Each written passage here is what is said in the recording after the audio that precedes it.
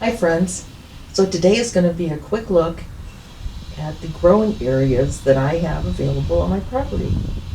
Now, midsummer, maybe it was early summer, I dug out this S that weaves in between our trees on the boulevard and planted phenomenal lavender that has a, a size of about 36 inches. So it looks like everything has done beautifully through the winter. So I'm anxious to see what this will look like once the warmer weather hits. So yeah, last year was a big year for some gardening projects. We did some landscaping here at the front. And you'll see a lot of sticks that are kind of bent, just thrown on top. Those were sticks that were marking where tulips were going. So we should be seeing a nice display here soon. A lot of weeds are coming up already, so that needs to be mulched this year. But we're expecting beautiful tulips and crocuses coming up here very soon. Now down the side of our house, we have kind of a rock, I would call it a rock garden with a lot of hardy succulents in it. So as the year moves on, different succulents come into display and some, fade into the background. These are a couple of raspberry plants that I planted here in this small area. This is a brand new fence that our neighbors put up. So that's giving me some great ideas to grow maybe sweet peas up there. This is one of my 4 tiered, I use these for herbs. I think this year I might be making both of them tea gardens. Because quite honestly, most of the tea garden are herbs and things like herbs. This one got a little bit of a better clean out, but that other one has a lot of perennials in that I think we're just going to have to relocate. This is my little zipper temporary greenhouse that I've got all my onions in right now, hoping to get them ready to be planted out next week. This is a bed that I grew beans in at the end of the season so that it would be really available for lettuces and things that like a nice nitrogen boost. Here's one of my 3 green stalks that also held a lot of herbs this year. The one there had kale in it, the one that's covered, and the other one had strawberries. So we'll be uncovering those soon to see how they fared through the winter. This bed, I'm not sure what I'm planting yet. I'm still trying to figure out where I can fit everything because I am growing quite a lot of things. Our bucket garden here, like on our patio, these are crocuses that are coming up, and here are some tulips that are threatening to show their faces. I have green garlic around the exterior of all these buckets that we're probably going to plant snapdragons in the center, which I think would look beautiful.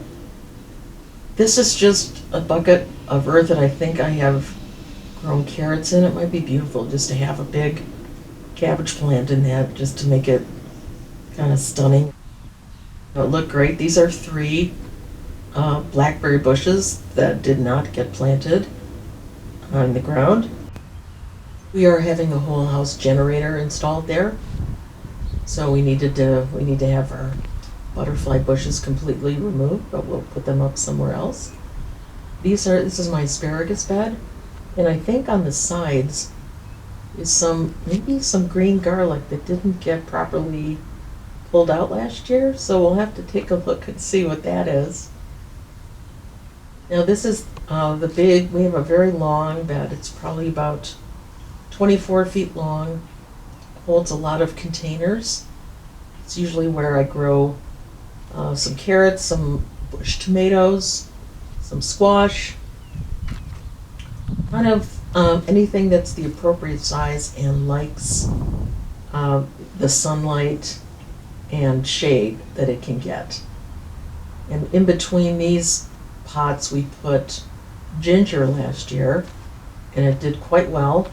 It likes a little bit of afternoon shade, so that's doing well, but my ginger has not come up yet from me trying to start it, so we'll see what happens.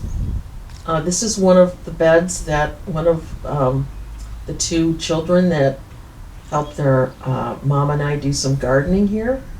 Our poor Triceratops there, I think, has headed for the tar pit. He fell over this winter. We didn't expect them to last nearly as long as they have. This is a honeysuckle arch that is kind of struggling, so I might try something different there.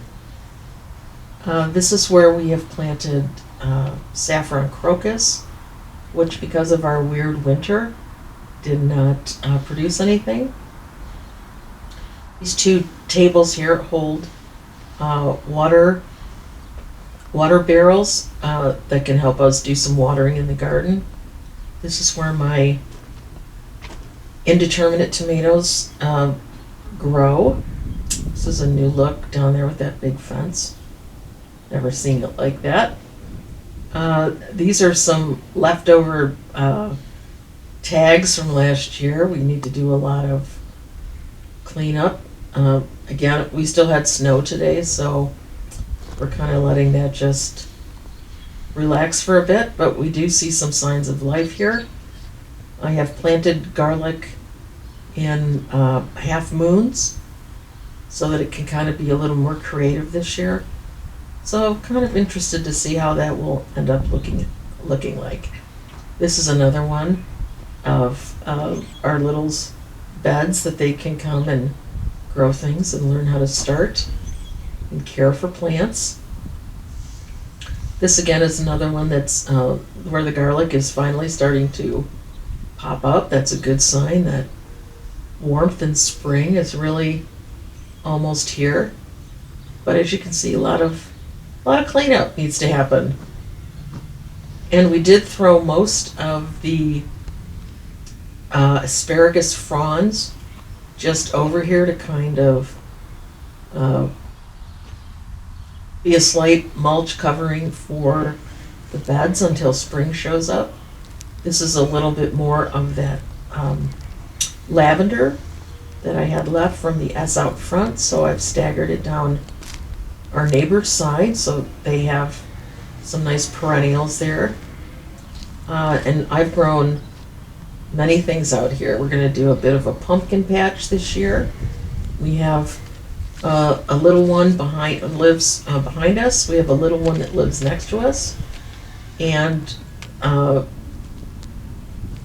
have two littles that come and work in the garden.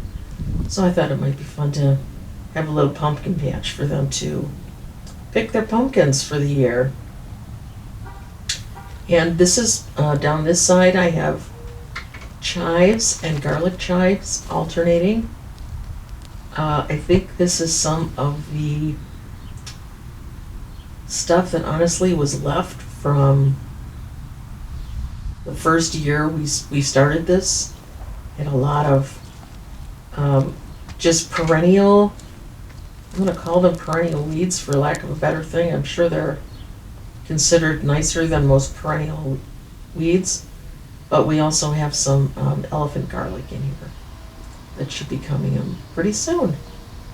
So that is about what I have for my growing spaces. Hope you enjoyed this. This is Audrey from Real Food Comes Dirty. Thanks so much for watching.